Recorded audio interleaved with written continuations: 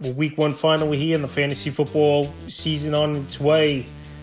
His week one wide receivers starts it. The first start, Devon Smith of the Philadelphia Eagles. So Devon Smith, we know he's a solid wide receiver. There's going to be games he disappears. And then there's games he's going to put up 30, 35 points. He's that big-time boomer bust wide receiver. And I think this season coming into drafts, going 4th, 5th round range was perfect for Devon Smith. So this week in a matchup in Brazil, where I believe it could be a shootout with the Packers and the Eagles. And we saw a lot of shootouts last season with Philadelphia. I think Devon Smith goes out there and has a solid performance. Next start, Higgins of the Cincinnati Bengals. A pretty decent matchup with the New England Patriots coming to town. And with Jamar Chase, time of recording this, he still hasn't signed a new contract. And even if he does, I don't think he's going to be up to snuff. He's barely out of training camp, if a training camp at all, is Jamar Chase. Higgins, he's on that 1 year franchise tag is Higgins. And he's been one of the more productive receivers the last couple seasons. I know last season injuries did him in, but if Higgins stays healthy, we know he can run the routes. We know him and Joe Burrow have a good rapport. And this week in a good matchup where Chase, even if he does sign the contract, I think he'll be limited on a snap count. I have Higgins as a start. The next start, Keenan Allen of the Chicago Bears. So I find it a little weird that people just write Keenan Allen off 100%. Where last season, I know he was with the Chargers. I know he was with a better quarterback in Justin Herbert, but he still was third in points per game at the wide receiver position as Keenan Allen. So this week, a pretty decent matchup versus the Tennessee Titans. I know a lot of weapons over there for the Chicago Bear team. DJ Moore, Roma Dunze, he was an early first-round pick for them. Cole Kmet. But I think Keenan Allen still could go out there. He could run all the routes. And a route runner like Keenan Allen could be a young quarterback's best friend like Caleb Williams. Easy routes, easy throws. And I think this week versus Tennessee, I know he's come in overweight as well in training camp. Keenan Allen still could go out there and put up some points. Next start, Zay Flowers of the Baltimore Ravens. He had a pretty decent rookie year, in my opinion, Zay Flowers. And he's the number 2 target in this passing game, obviously, for this Baltimore Raven team. But I think 4th overall behind Lamar, running the football, behind Derrick Henry, and obviously Mark Andrews, still a big-time tight end over there. But this week in a big AFC matchup to kick it off Thursday Night Football, I think he could go versus a tough Chief defense in Arrowhead and have a decent game as Zay Flowers. And his number 3 wide receiver flex option, he's a start this week. Next start, staying in the same game, Xavier Worthy of the Kansas City Chiefs. So Hollywood Brown, he's announced out in this one. And Xavier Worthy, I was big on him going into the fantasy drafts for this youngster. He can run all the routes. He's got the speed. He can burn secondaries.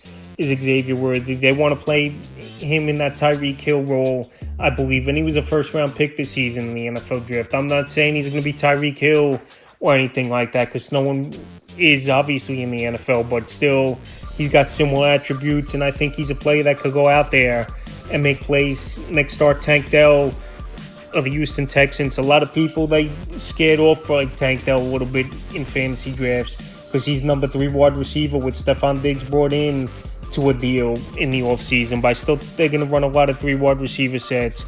We know Stroud, he definitely spreads the football out a whole lot and can throw anywhere from 4,500 to 5,000 yards, I believe, in this offense this season, is CJ Stroud. And Tank Dell's a burner, and him and Stroud had great rapport. So this week in a matchup in Indianapolis on the fast track indoors, he's a start for me. In the final start, George Pickens of the Pittsburgh Steelers. So believe it or not, Pickens had over 1,100 yards last season for the Steelers team with Kenny Pickett at quarterback and Mason Rudolph most games last season. This season, I know it's Russell Wilson. He's not much of an upgrade, but Russ is still a quarterback to get his wide receivers the football. And we know with George Pickens, it's one thing. He can make those great catches, and the ball just has to be in the vicinity to give him a chance. I think this week in Atlanta, in a ball game where they're most likely going to be trailing is Pittsburgh and have to throw a decent amount.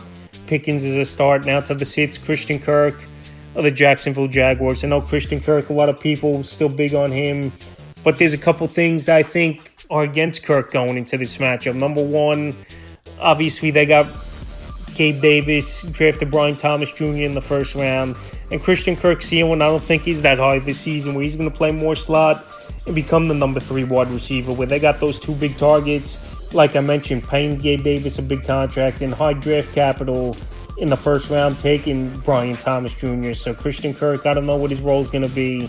His ADP definitely fell off over the last few weeks before fantasy drafts. And this week, in the middle of the pack matchup in Miami, I just can't trust Kirk unless you're in those deep 2-flex leagues or something along those lines. Next sit, Jordan Addison of the Minnesota Vikings. So with Kirk Cousins, he was good Jordan Addison last season in his rookie year, but obviously their whole team's numbers fell off once Cousins went down, and it was a quarterback carousel. Joshua Dobbs, they had Hall start a ball game for them as well, Nick Mullins a few games, and this week at a Giant defense that's improved a little bit, and Sam Darnold at quarterback, it's tough to trust many Minnesota Vikings. So this week, Jordan Addison is a sit. Next sit, Roma Dunze of the Chicago Bears. I think at Dunze, they're going to take their time a little bit, even though, like I said, they drafted him as a top 10 pick in the NFL draft this season as a Dunze. He's got great tape from college as a Dunze, and he was a high pick, and this season was just a great draft pick of wide receivers, in my opinion. But I think they're going to ease him into the offense. You got Keenan Allen over there.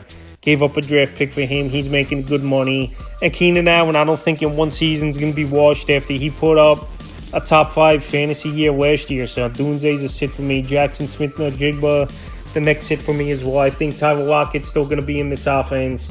And this could be a ball game early and often where Seattle gets off to a big start, where I don't believe Denver's offense is going to do much this season, and they're not going to throw the football. You still got Metcalf, Tyler Lockett, Kenneth Walker, Charbonnet out of the backfield, Noah Fant at the tight end position. So this week, Smith-Njigba is a sit, but I think as the weeks go on, he's going to get more into the playbook. And like I said, it's a new offense, new head coach, new everything for this Seattle team, and he's a sit this week. Next sit, Terry McLaurin of the Washington Commanders. So we'll see how he does in this Cliff Kingsbury offense. And this week, it's a middle of the pack matchup at the Tampa Bay Buccaneers. But wide receivers so deep this season that Terry McLaurin, coming into the year, he didn't even crack my top 30 at the wide receiver position. I know he's the number one over there. I know Dotson got traded to Philadelphia, but I just think Terry McLaurin, his better days are behind him, believe it or not. I know he's been a 1,000-yard receiver many seasons in a row, but this week he's a little tough to trust, and he's a sit. Next sit, Jaden Reed of the Green Bay Packers. I just don't know who's going to be the number one over there. Christian Watson's healthy. He's ready to go.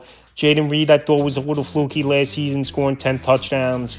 And this Philadelphia defense improved. I know last season a lot of shootouts it was with Philadelphia where they prevailed and won ball games. I think this week here, Jaden Reed, I don't know what his role is going to be. You got Watson, they got Dobbs, got the Tavian Wig. Jaden Reed this week is someone I'm just going to have on the bench, and he was drafted 7th, 8th round in most fantasy leagues. And the final receiver I'm going to bench this week is Cortland Sutton, the Denver Broncos. So like I said, this Bronco team, I don't know if they're going to move the football a whole lot. And versus a tough crowd at Seattle and a decent defense in that secondary, I think it's going to be a tough day for Bo Nix and this Denver Bronco team.